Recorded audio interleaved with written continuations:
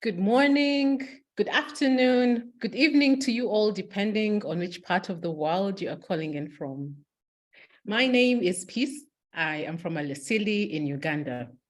You are most welcome to this fourth and final webinar of the webinar series that Malesili has been hosting on expanding community conservation across Africa. Our webinar series started in April with a look at evidence from Tanzania, where we dug deep into the fact that indeed community conservation works. There were great lessons there and great inspirations there. In May, our focus was on the pains and the gains of shifting community conservation from policy to practice. And we dug deep into the Mozambique example. It was a great story of resilience in community conservation. Just last month, we looked at the exciting transboundary conservation in the Kavango-Zambezi Conservation Area, where 5 countries, 6 organizations have one shared vision. It was such an eye-opener. And today, we are turning our attention to Uganda, where we'll dig deeper to understand the rapidly growing community conservation movement in Uganda. Welcome, welcome again. I invite you all to put your name and organization in the chat so that we know who you are and we can interact better. And I also invite you to make use of the Q&A section that is at the bottom of your screen. Okay, please put your name and organization in the chat and also make use of the Q&A section at the bottom of your screen. Last week, just out of curiosity, I asked several people from different parts of the world this question. When you hear or think about Uganda, what is the first thing that comes to mind? The responses were very interesting, from Idi Amin to gorillas, River Nile, chimpanzees, Alash country, lions, elephants, safari, and many of such responses. But what was common among all these responses is that Uganda means many things to different people. Uganda is thought of differently to different people. But it's not surprising that the most featured thing is wildlife.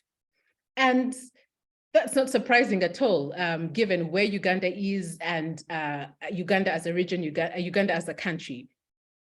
And when I'd just like to think briefly about the state of wildlife and tourism in Uganda. Direct tourism contributes 3.6% to GDP. And the tourism sector alone employs 14% of the population, which is quite significant. And with this also, the largest proportion of tourists that come to Uganda come to see wildlife. And so similar to many countries in the region, a significant population of wildlife exists outside the protected areas. A significant population of wildlife lives on community land and on private land. What is less known, though, is the fact that communities who are living with this wildlife on their land bear the costs of having wildlife, bear the costs of living with wildlife.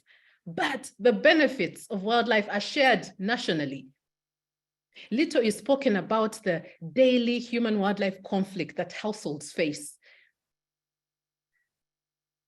This conflict that appears behind the scenes of the successful tourism sector. So this is one of the factors that sparked the growth of community conservation in Uganda. And to understand community conservation in Uganda, we need to understand where it all started. So I'm going to give you a brief background into the context around the history of community conservation in Uganda. Just a quick story. Before colonial time, communities coexisted with wildlife, just like in many other countries in the region, and coexisted with wildlife as well as like with any other natural resource. It was managed and conserved by the clan leaders, the elders, the chiefs, whatever they were called in those days. Wildlife was part of people's coexistence. It was part of people's natural environment. Now, during colonial time, responsibility for wildlife was removed away from communities and protected areas were formed. With these protected areas, wildlife the use of wildlife was forbidden by law. We all know this. And there were consequences attached to harvesting wildlife. And unfortunately, this created resentment towards wildlife, resentment towards coexistence with wildlife. Fast forward to post-independence. The national leadership at the time maintained this fortress conservation, which further removed communities from participating in wildlife management. It removed communities away from reaping the benefits of having wildlife on their land. Unfortunately, poaching increased, human-wildlife conflict increased as the wildlife corridors, the dispersal areas where the wildlife used to live were encroached on. People settled in those areas and started agriculture. And of course, because these were wildlife areas, wildlife corridors, the Uganda Wildlife Authority, which was managing wildlife at the time, was overwhelmed by the human-wildlife cases that were reported. So they had an idea in 2012. They had an idea to create community wildlife scouts. Great idea. And these scouts were, unfortunately, not part of the Uganda Wildlife Authority structure. Neither were they part of the local government structure. They were hanging. Yet their role was very important to community involvement in wildlife management of wildlife on community land. Their role was important to addressing human-wildlife conflict. There were no conservancies established at that time where they would operate. So unfortunately, the community wildlife scouts at the time was not really successful because this institutional structures did not exist. So Uganda Wildlife Authority thought and said, how can we better do this? How can we better approach this model? They said, you know, our neighbors are doing it well. Kenya is doing it well. Namibia is doing it well. So they conducted study visits to Kenya and to Namibia.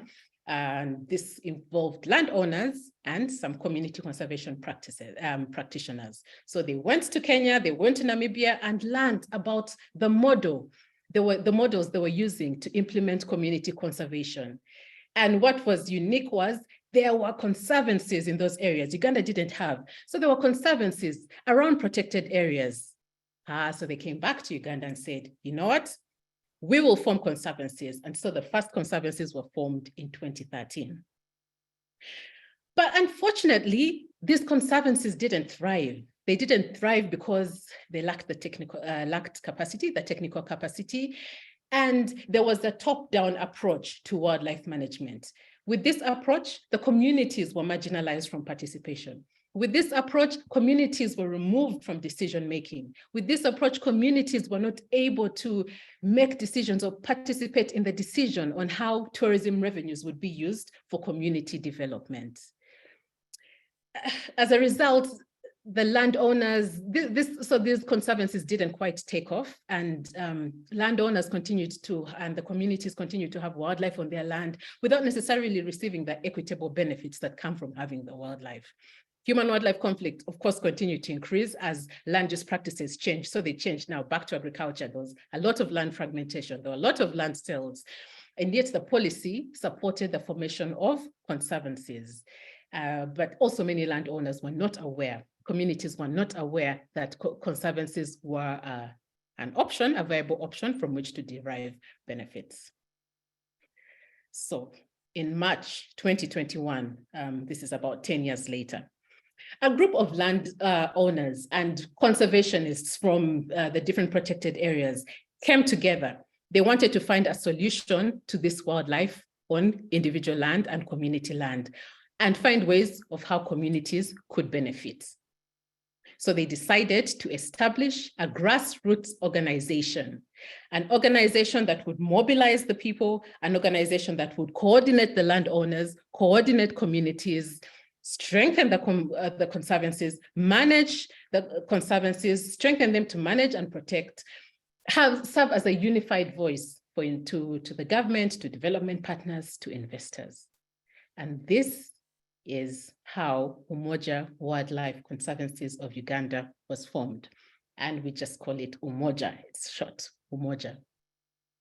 Umoja is the first organization of its kind, and it brings together the Conservancies of Uganda. It unites the Conservancies of Uganda, brings them together for the benefit of the communities. This afternoon, it is our honor, it is our pleasure to have Walter, the founder and CEO of Umoja, on the webinar. Walter is a landowner. Walter is a conservationist. Walter has worked for the Uganda Wildlife Authority for 25 years. He worked as the community conservation warden. So as all these changes were happening, Walter was present. As all these dynamics were happening, Walter was present. So as I introduce Walter, I would also like to introduce Umoja's new logo. This is the first time it's being viewed. The previous logo, it's a rebranded logo for Umoja. So that logo that you see is the rebranded Uganda Wildlife Conservancies of Uganda logo, Umoja's new logo. And so we are honored and excited to have Walter with us on this call. Before Walter comes, I asked him a couple of weeks ago, but Walter, what keeps you awake at night? And his response was this, it actually quite touched me. It is the desire to see communities directly leading in the management and conservation of wildlife on their land. That is what keeps Walter awake at night. Walter will tell us more about this, about what keeps him awake at night. Walter will tell us more about Umoja as an organization. He's going to give us a little bit of background, more detail into why it was formed, the problem they are trying to solve, and also the impact they would like to achieve. It's a complex ecosystem in Uganda, but at the end of this webinar, I'm sure we will have a better understanding of the opportunities for community participation in wildlife conservation in Uganda. As Walter comes, please type your questions in the chat. If you have any, and if you already haven't done so, please write your name and your organization in the chat as well. Walter, welcome. Over to you. Thank you, Peace, and everybody with us here. My name is Walter Odokorwot. I'm a conservationist. As he said that I work for Uganda Wildlife Authority for 25 years in different protected areas in Uganda, at different capacity. At a certain time now, I concentrated and took much more interest on community conservation, where I work almost in all protected areas and linking community with conservation.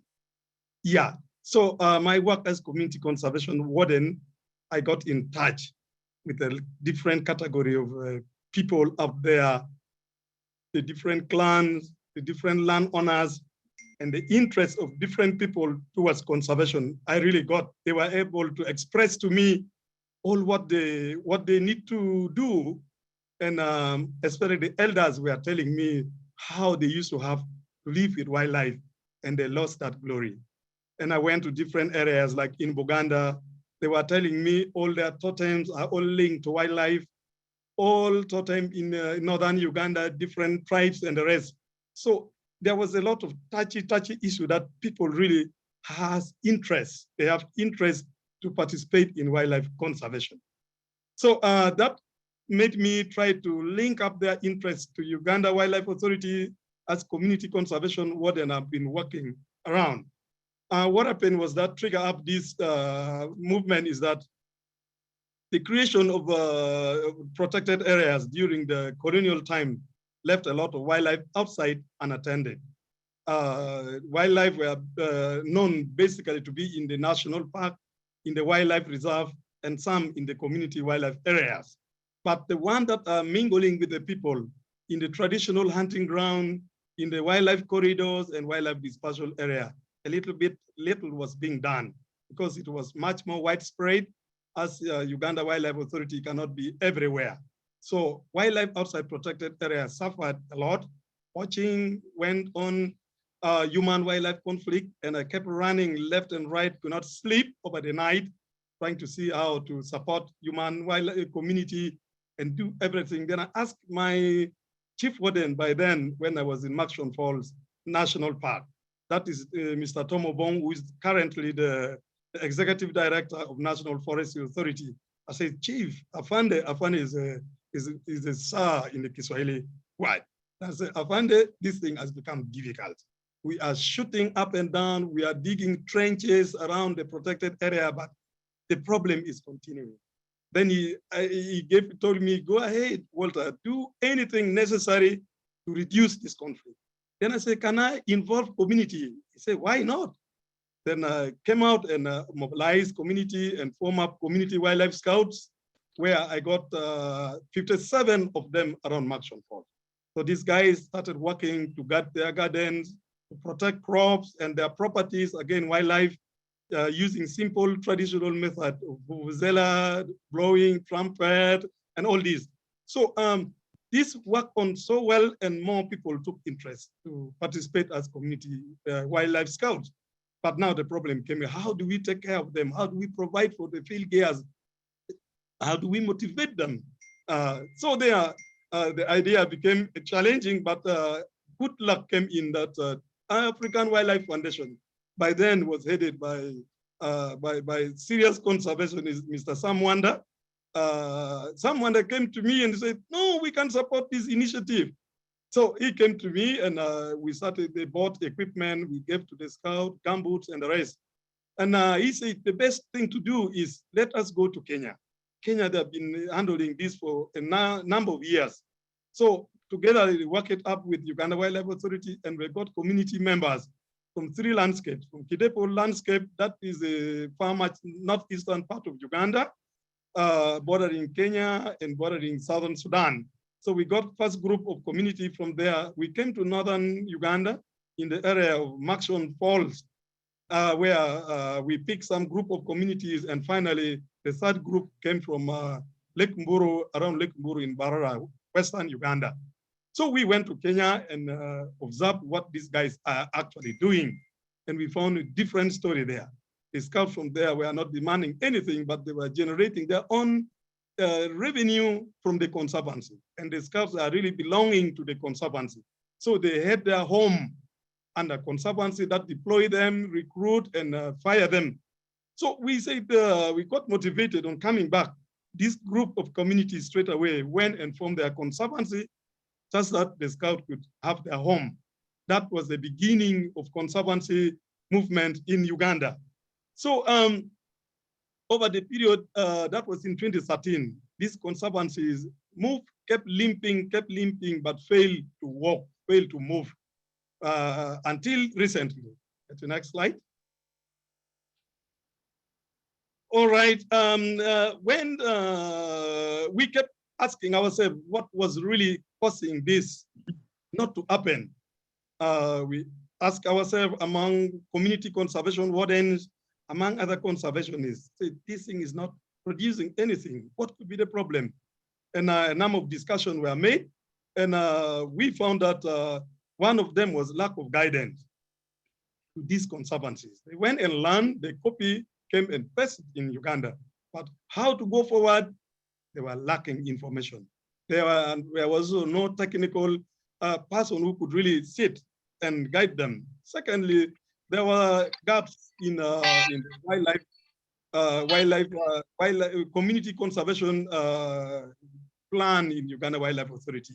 That really doesn't do much with the wildlife outside protected area, doesn't talk much on community participation in wildlife. So linking us, strengthening this approach was a little bit a challenge that led to the delay. And again, interestingly, that the landowners, the clan, the chiefs, who were really understanding with their glory, the feeling of getting back to conservation, they didn't know that what is provided in the law to enable them participate. So everything remained stagnant and really couldn't go much. And we had to look at how to move forward. So next slide. Right, conservation is now we kept on looking, how do we run? How do we get things moving? So we debated with among few of us and said, why not to open up a WhatsApp group that we can share ideas and the rest. So we opened up a WhatsApp group in 2019 when we added a number of people. Actually, this is one of the biggest WhatsApp group I've ever seen, more than 300 participants in. We brought in conservationists, we brought in NGOs, we brought in all well-wishers, including the landowners on board. Then we started sharing ideas of how community can participate. How do we promote community-led conservation in Uganda? This went on so well, and we proposed in December 2020 to have a direct meeting with the landowners and conservationists all together. As we were preparing for this meeting, COVID popped in. And this really blocked us from any better movement. We had to turn to virtual meeting. So we created a Zoom meeting, and a lot of people participated. But you know, the funny thing was, the landowners were left out because most of these rural guys who could not have access to internet, could not have access to all these kind of things. So we discussed it at a higher level that did not really make sense. But they kept on blaming us. You, man, you said you are going to call us, but I said, COVID is there, they have restricted movement. So they kept calling, and until in March 2021, when the situation was a little bit fair, they all decided that they will travel to Gulu, northern Uganda. So all move team came from Western Uganda, Central, Karamoja, all these more than 45 people. It was amazing fun to see a local person supporting himself to transport himself, buying meal, accommodation for 2 nights in Gulu. This really shows that Ugandans are conservationists. People want to take up conservation. People want to reclaim back their glory. People want to have that feeling, to strengthen the feeling with nature. So we sat and had a meeting that, and the meeting concluded that the lack of guidance, we need to create an organization, a local-led organization that people can put trust in to give strength to these conservancies to move.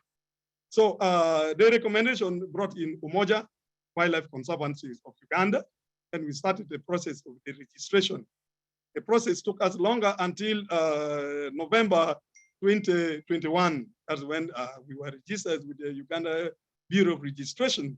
We had very good support from Uganda Wildlife Authority that gave us a recommendation. When we took URSB, we were just cleared.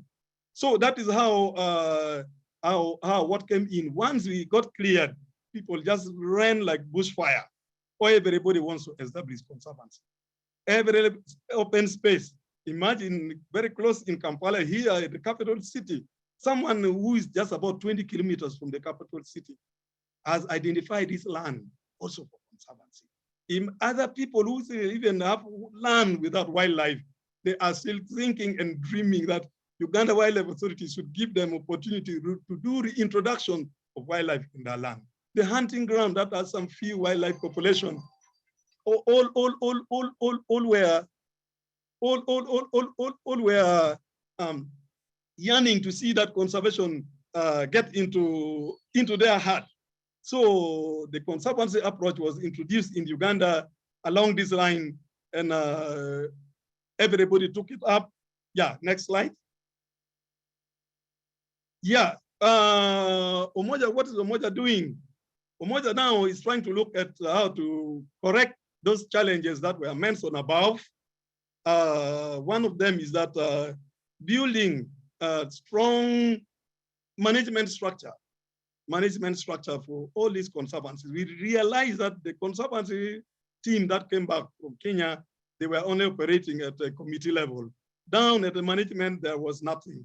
Yet they were expected to have conservancy manager. They're supposed to have the wardens who are responsible to manage illegal activities, who command the community wildlife scout, including collection of revenue that are generated from the conservancies.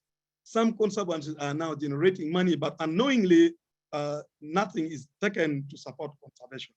So we also look at how to train and equip community wildlife scouts.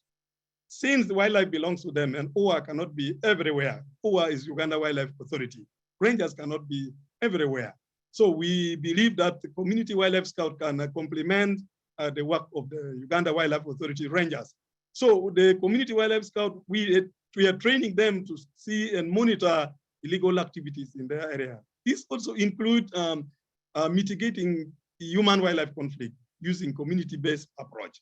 This simple method that our grandparents were implementing, other than going to look at how to shoot up, how to do fencing and all these. Those are quite complicated and cannot be implemented by the local community around by themselves. So looking at implementation of community-based human wildlife conflict, that one led us also, we are looking at conservation should produce benefit to the landowners. This, how can it be done? This can be looking into conservancy enterprises, that conservation enterprises, others also non-conservation enterprises that can generate revenue and improve, that can improve livelihood of the people who are living with the wildlife. It's clear that wildlife revenue or return from wildlife may take much more longer, but people need to see how to move on. Yeah, and we really look into how to strengthen partnership with the government, partnership with the local communities, with the NGOs, and partnership with Uganda Wildlife Authority.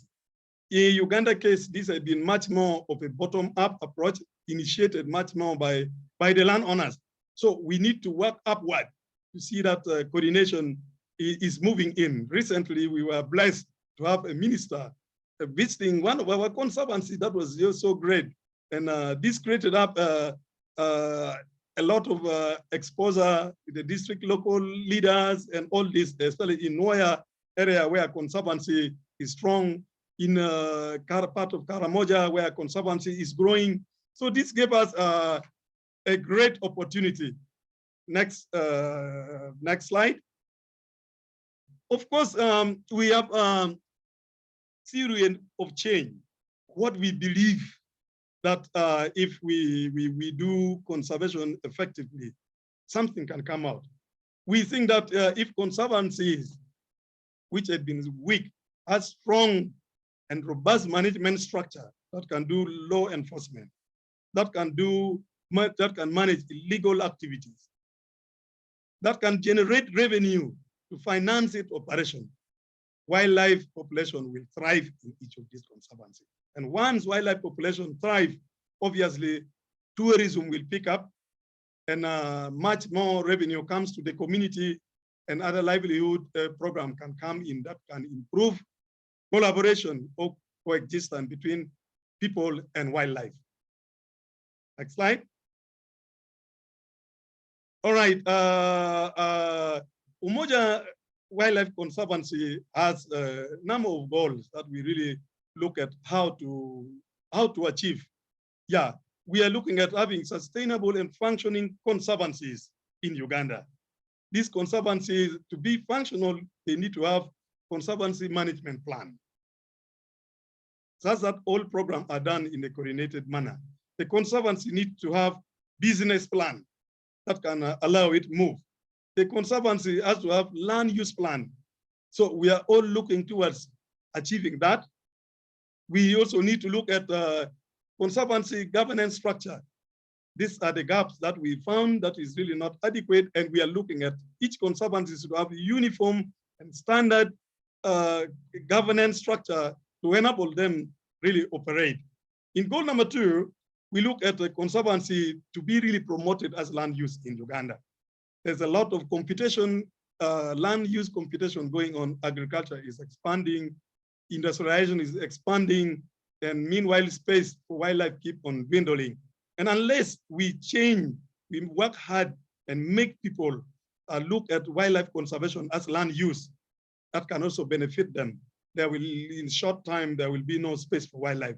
So we are looking at how to make conservation relevant, and wildlife conservation is taken as land use. Yeah, again, we are looking at being young organization, Umoja, we are really not yet fully coordinated with other organizations. We are looking at Umoja itself to be strong. At the moment, we have the headquarters in Gulu, but we plan to have regional offices in the region of Karamoja, in the region of Northern Uganda, in the region of Western Uganda, so that they do their program at a regional level. This regional level will further link activities at respective conservancies in the area. This, we believe, that could be something that we can achieve in a short period of time with all support from everybody, including you. Next slide. Although we are young, we have made quite a significant achievement from the period that we started up, this basically 2 years. Yeah, we started up with only 3 conservancies. The one from Lake Mburu, the one of Lake Mburu is called Rurambira, the one from Makshon Fall is called Makshon Aswa Fall Conservancy, and the one from Kidepo, which is called Karenga Community Wildlife Area by then. So things started moving. We came up, started to sensitize people, make people know the value of wildlife conservation and the need to live with wildlife. So suddenly by end of 2022, the number of conservancies that applied to join Umoja skyrocketed, came to 18 in number. 18 from 3. So we see that is a big achievement. And the description in the form that we normally give them to fill in what they were giving us, the exact size of their area, though not yet fully calculated, we look at total sum of more than 6,000 kilometers square piece of land that will come to support conservation. This is huge achievement. And at the same time, most of them are aligned along the wildlife corridors. So which means wildlife movement will move, will continue, and at the moment is running on so well. And this will also support the country to achieve the goal of 30 by 30. Yeah. So this is the kind of the situation that we are looking into. Yeah. We also continue that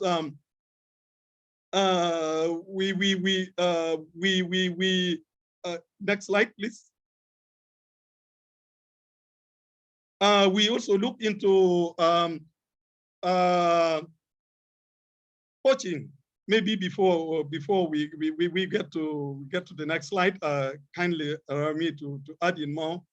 Poaching that used to be so common around. Poachers community are now reporting poaching incidences to Umoja. And immediately when we receive this information, we normally channel it to Uganda Wildlife Authority, and a number of arrests have been done to those wrong element that's coming out. Human wildlife conflict mitigation, the report that used to go to OWA all the time. At the moment, people are doing the mitigation challenge by addressed by themselves.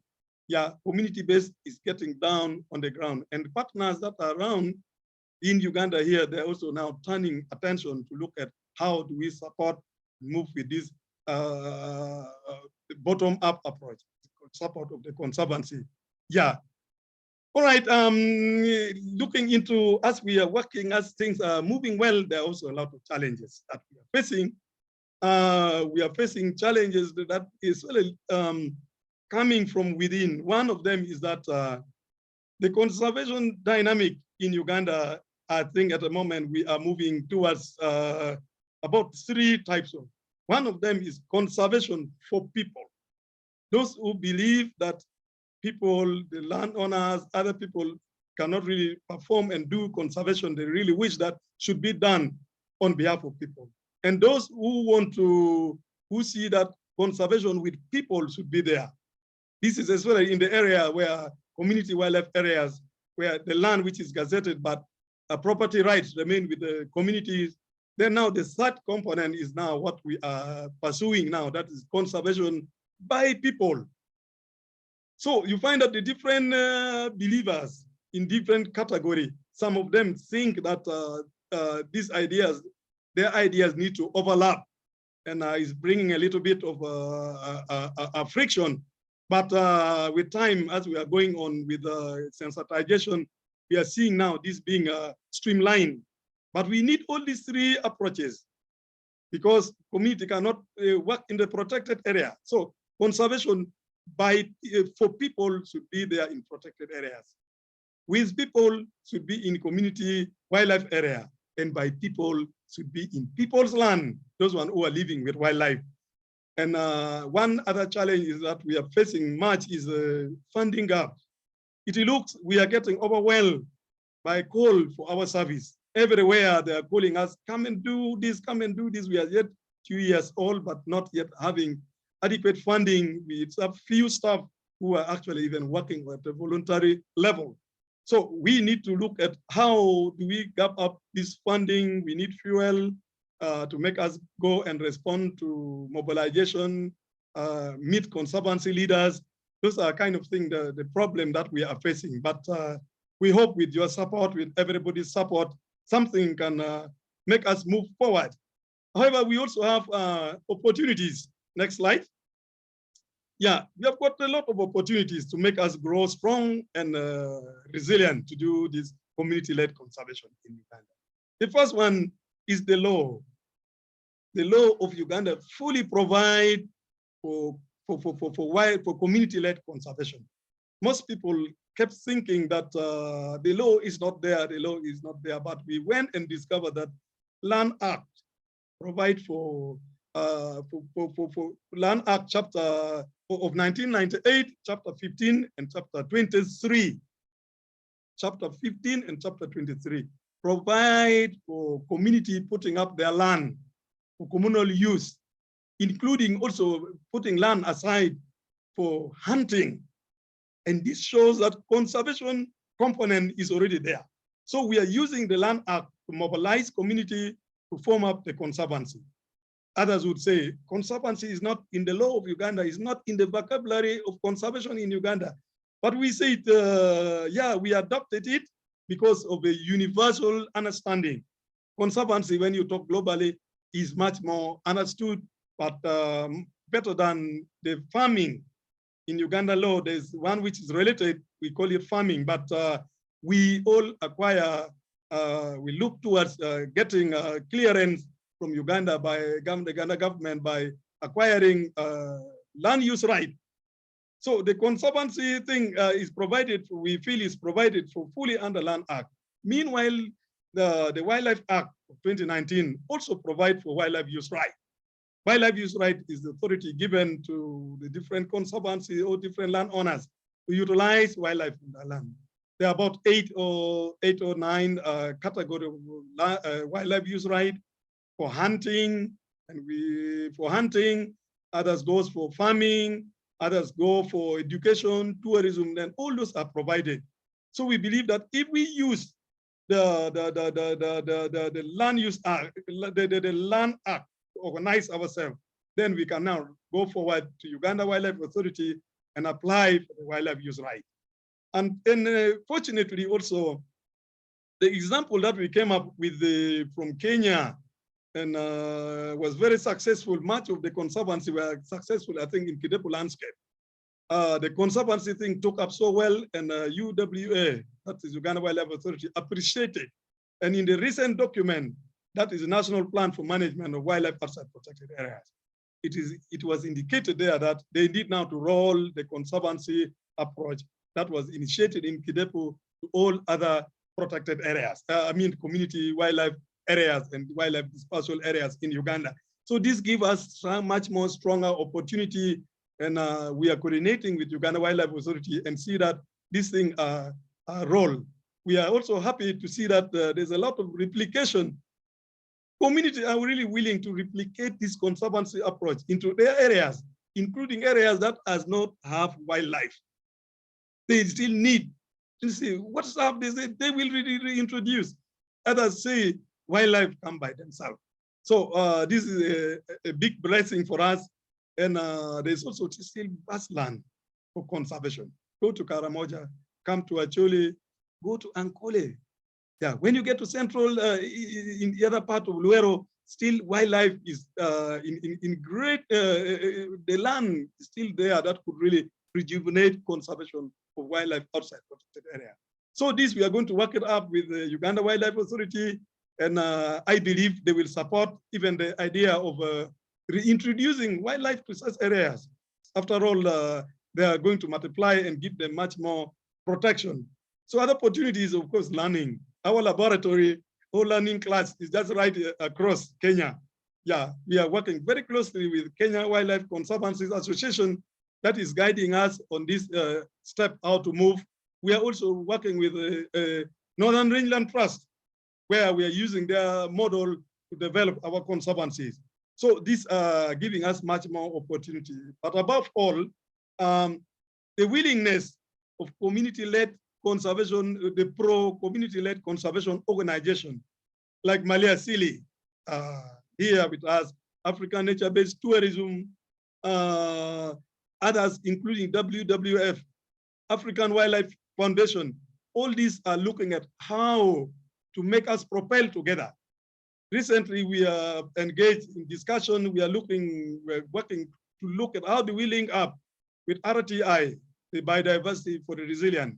Our goal is the same, but we need to see how to work to put ourselves together and see how we progress. So all those are kind of opportunities that we are trying to tap in to make community-led conservation succeed in Uganda. All in all, I would say now that Umoja Wildlife Conservancies of Uganda is here basically to strengthen capacity of landowners and communities to conserve wildlife on their land, to make them benefit from wildlife on their land, such that conservation can prosper. We have our vision, and that looks at having a coordinated conservancies that function, that empower the local communities. So all those kind of things, we believe that will come in and everything can move so well. Thank you very much. Thank you so much, Walter. Wow, it's been quite an elaborate journey learning about Umoja, learning about community conservation and how far it has come and where it is going. The future is bright. And Walter, what I heard you say is that Umoja is an umbrella organization that brings together conservancies, communities, landowners who have formed conservancies to take the lead in community conservation. And I also heard you say that your approach focuses on empowering the communities and conservancies to manage their land, to conserve wildlife, and emphasizing livelihood improvement, promoting coexistence, and strengthening the local institutions while preserving the cultural practices, the traditions of wildlife management that existed before. And I'm also glad that you did mention that implicitly that while Umoja is strategically placed to drive community involvement in conservation by unlocking those barriers, by unlocking barriers around the practice and the networks and relationships, and also the mindset change, to conservation, to community conservation, and to management of wildlife. So thank you so much, Walter, for that. Before we turn, there are a few questions that have come into the chat, very good questions, but I'd like to ask some questions of my own, Walter. You did mention in passing that the number of conservancies grew from 3 to 18. 3 when the community conservation movement started, and currently there are 18 conservancies. What is the motivation behind this rapid increase in conservancy numbers in Uganda? Great piece. The motivation are quite diverse. One of them is the availability of wildlife in people's land. At the moment, wildlife is all over. You remember 50% of wildlife in Uganda live outside protected areas. So this wildlife, they're interacting with people both positively or negatively.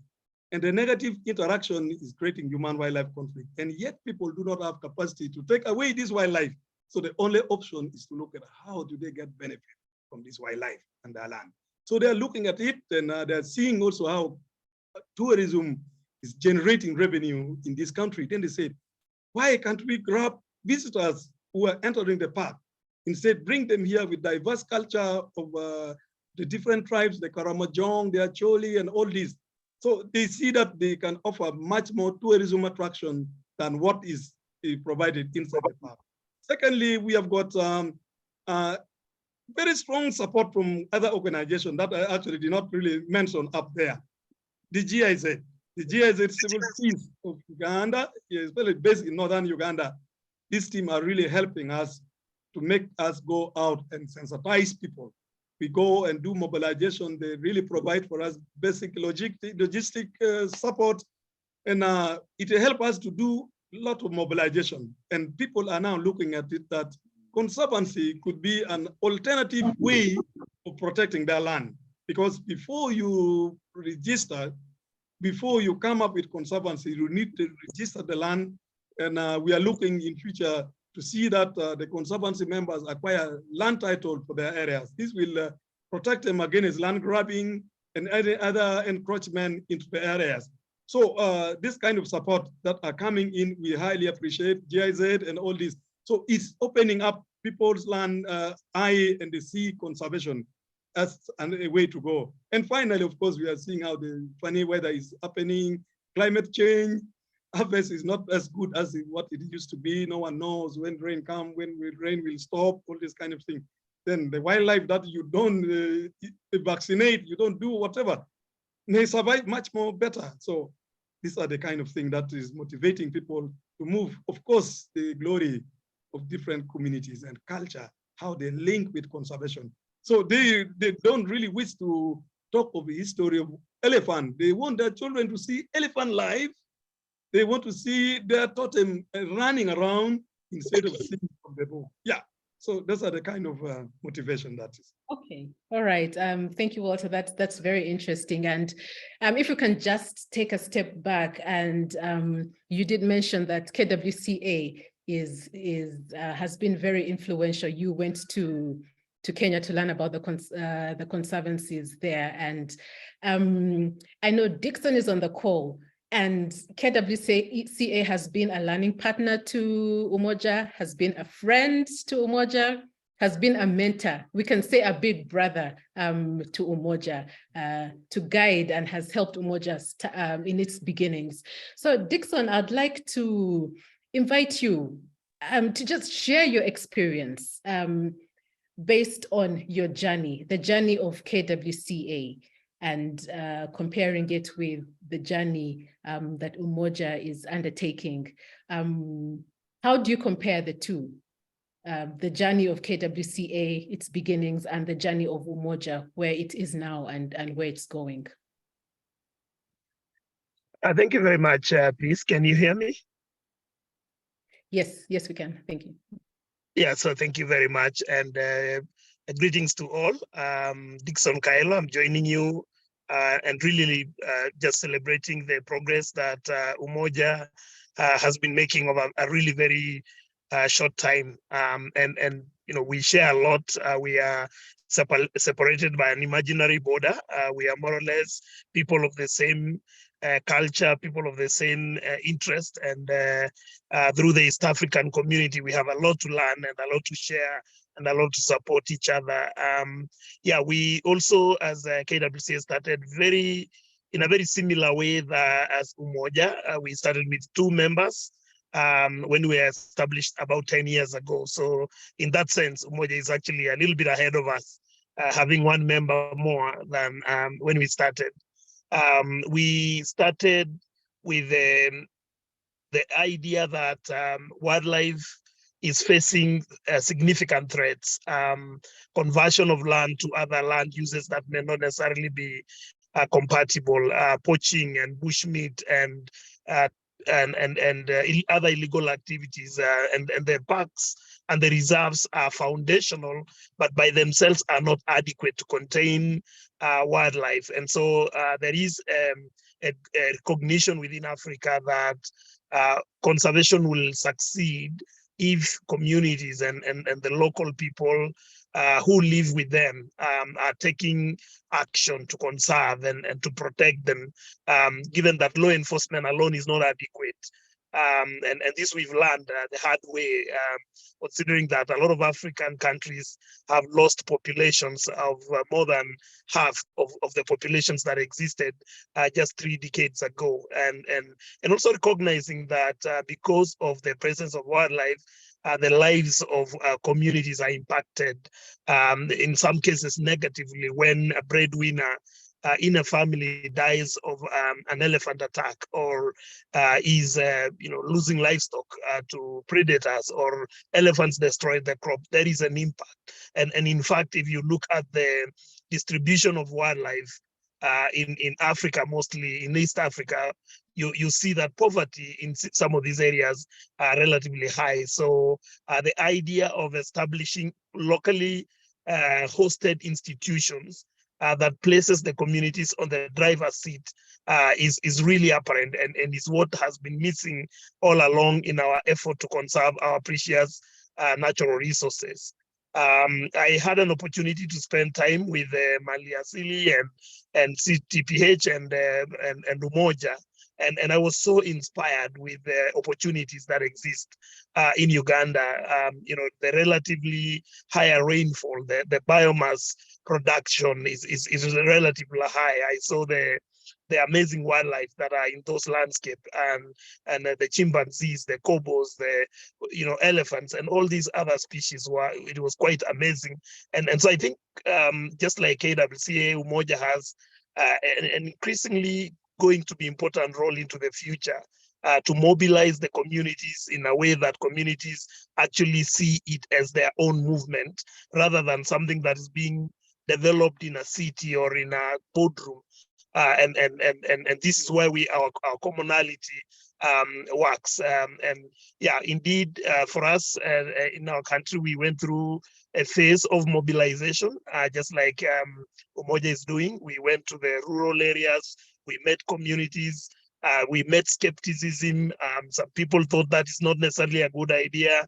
Others thought that, this is foreign, this is new, and so there were different aspects that we had to deal with, which is really the challenges that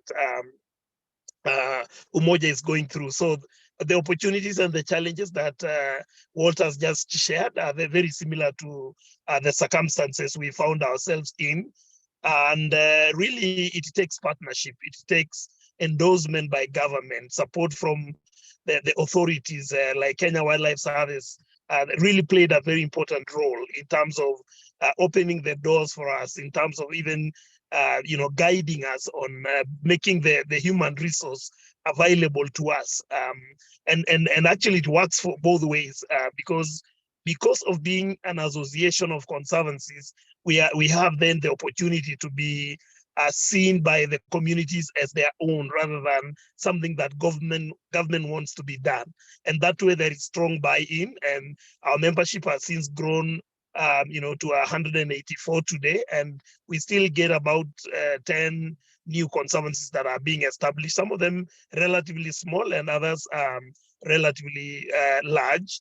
And we see quite an inspiration now in Kenyans seeing wildlife not as a nuisance or something that should be done away with, but actually an asset that can bring livelihoods to themselves, can bring a new way of thinking, a new way of doing things, open doors for tourism, so that new tourism opportunities, cultural tourism, adventure tourism, other types of tourism that may not necessarily be undertaken in our national parks become a reality. And this helps our countries to diversify our income sources, and more importantly, gets these communities an opportunity to be beneficiaries and not just spectators as they have been in the past.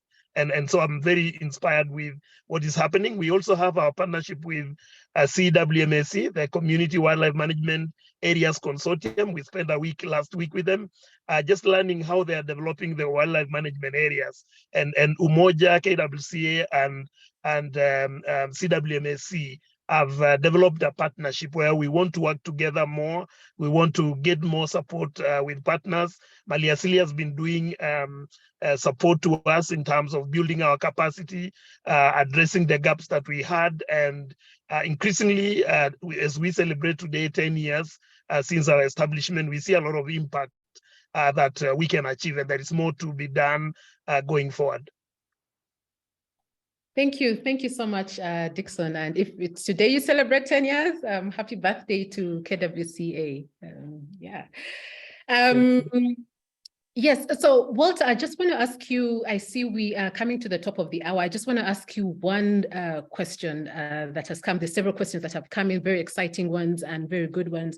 But one that has come in that would like you to specifically comment on is on the mechanisms that you have set in place to ensure that conservancies remain attractive as a land use option to communities. If you can very briefly, in just 1 minute, respond to this, Walter. Yeah, one of the ways we are looking at to make it attractive and give confidence to the landowners is just by making them lead the whole process, making them take up the whole journey of the conservancy development. So we are therefore giving them proper guidance, and we also think that other conservation organizations that are operating or who like to support community participation in wildlife management, they should only come and support community to do, instead of coming down and do what community are supposed to do. We are also looking at how now to go much more deeper with Uganda Wildlife Authority so that we integrate, we do general sensitization, we move in as one body so that we achieve and make people gain confidence. Most interesting thing is that the suspicion of a land grabbing is so high in Uganda. And when they see somebody who is a foreigner who do not say that from another part of the world, but who is not part of the community and is talking, people keep picking whatever he or she speak, but they remain with the question mark. So as we are looking at fronting communities, fronting the leadership of community, and we only play the back role from the back, we believe conservancy will remain relevant, and they take up the responsibility and blame themselves for failure or successes. Instead, they will say, let's work hard and see how to correct in this component, we do this, that kind of thing. And we shall keep on exposing them. We have been taking them to participate in a number of trainings, in a number of conferences all along. Recently, the community team went to Kigali, had a very nice program there. They came and imparted the message direct to the landowners, to their fellow landowners. Also, we had a program recently in Kenya, Machakos, looking at the flood, front line of defense for community. This is a new tool that is just been introduced by WCS, by IUCN. All these, the participants were directly from the communities. African Wildlife Foundation did a lot for us, and including now what Malaysia is doing. So all this, we believe that it gives strength and direct command by the local communities. So once we are all landowners, of course, I'm also a landowner, one of the landowners with my conservancy. So we keep on coordinating, and thing will remain and it will work. Thank you. Yeah. Thank you. Thank you so much, Walter, for that. We have so many questions and they're very exciting around different areas, participation, policy, benefit sharing. There are a lot of questions, and unfortunately, this is the time we have for this webinar, but the unanswered questions are going to be responded to via email. We'll send an email to this and respond to these questions. So I'd like to conclude this by saying Umoja is strengthening the conservation movement in Uganda. It's promoting collaboration and enhancing just the practice and building support for community-based wildlife conservation in Uganda. Through Umoja, Uganda is moving from the exploitation of wildlife to stewardship, from conflict to collaboration, as we all know that phrase, from dependence to empowerment of the communities, and from exclusion to inclusion, and to make sure that community conservation is no longer a challenge, but community conservation, community wildlife conservation is an opportunity. So thank you so much, everyone. Thank you so much, Walter. Thank you so much to the Maliasili team that has been leading on these webinars. And yeah, we are grateful, and we'll send an email with the responses to the questions that have not been answered. Thank you so much. Great. Thank you very much. Bye to everyone.